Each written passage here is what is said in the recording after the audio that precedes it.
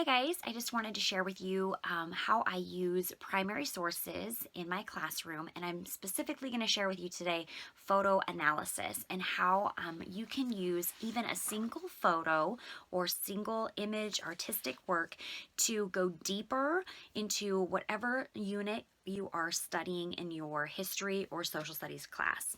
So what I'm going to use today is an example from my Japanese internment camp photo analysis resource. So if you're teaching Pacific Northwest history, if you are using, you're wanting to go a little more in depth into a World War II unit, Japanese internment is definitely something you want to cover. And so what I've noticed is that when I present to my students even images or primary sources, a lot of times they want to just zoom through. They'll say, yep, I saw that, let's move on.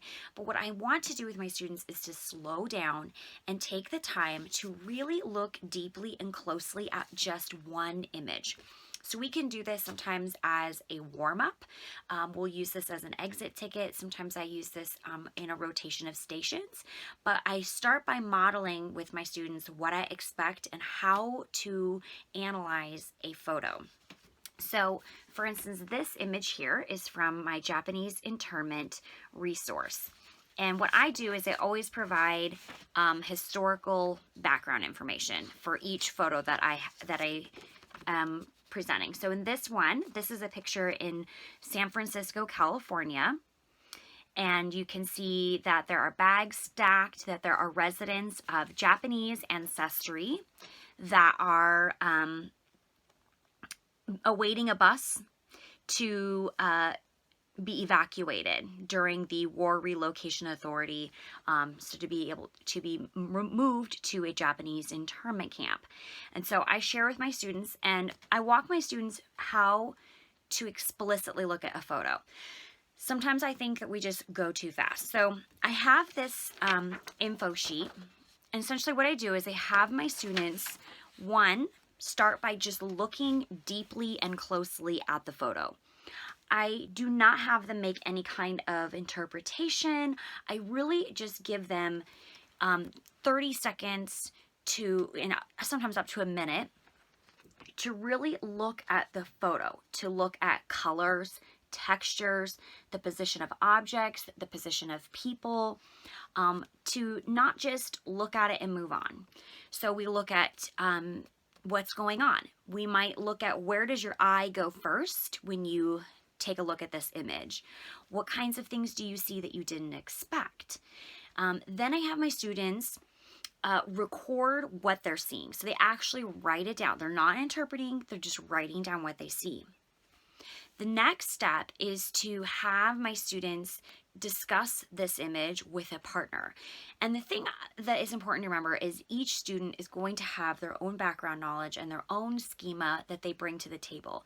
So if they have questions, maybe their partner can help them answer the questions based on the historical knowledge that they have, or maybe they have some schema that they bring to the table and they can work together to get some of those questions answered. Maybe there are some things that your students need to know before they can analyze this image. That's really where a lot of the historical context information that I provide comes in. So sometimes I will not provide a lot of information other than maybe a time frame, and that's about it. And then I will give my students some more detailed information before they actually make that interpretation. So after my students discuss, answer questions, then using the knowledge that they have, using the historical context information, I have them write an interpretation of what they think this image means. Who's the intended audience? They write down their interpretation, and then they share that interpretation with their classmates. Now, it's really important that your students have evidence to back up the conclusion that they come to. So if they come to the wrong conclusion, they need to have evidence that would support their conclusion. So that gives you a little bit of a baseline to be able to redirect your students. Now, I always explain to my students when they're analyzing an image that they are acting as a historian, and historians can come to there may be more than one interpretation of an image, but they could come to the wrong conclusion about an image if they aren't careful. And so that's why I have my students really take the time to complete that. So we complete this informational sheet, and I do this together first. And then I provide my students with an opportunity to do that again with a different image. Usually we don't do a whole bunch of images at once. We just take one image a day.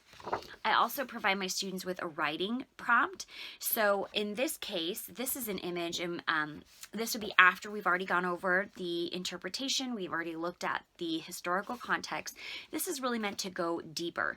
So this image here is actually of Japanese Americans when they arrived at the War Relocation Authority, the internment camp. They were vaccinated, and so this is an image of them, of an individual being vaccinated. And so the prompt here is, what do you see that you didn't expect? What feelings and thoughts does this primary source trigger in you? And what questions does it raise? So this is a really great opportunity for your students to go deeper. Now, I also always provide teachers with the opportunity to ask their own questions, because maybe this fits in well with a book that you're reading, or maybe this fits in well with your textbook. So I provide, instead of this specific prompt, you can always do your own, but this just gives you a baseline for your students. Now, I love to use primary sources, but it doesn't have to be photos. It could be artistic works. It could be a document that you have your students analyze. And so it doesn't have to be a photo. But really, my goal in this primary sources is to go deeper, to have more of a class discussion where you can learn from one another. One of the things that I do provide in my resources is a discussion questions and prompts that you can use to go even deeper into a discussion, so that you can really go to those higher, deeper level questions rather than just surface level questions. So I have a primary source photo analysis activities for not only Japanese internment, but also women's suffrage, Juneteenth, if you're also looking at going into the bonus army, if you were covering the Great Depression or World War I, and several other resources. So if you want to check out my store, I will put a link to at the end of this video. But if you have questions that I didn't cover in this photo analysis, let me know and I will answer in the comments.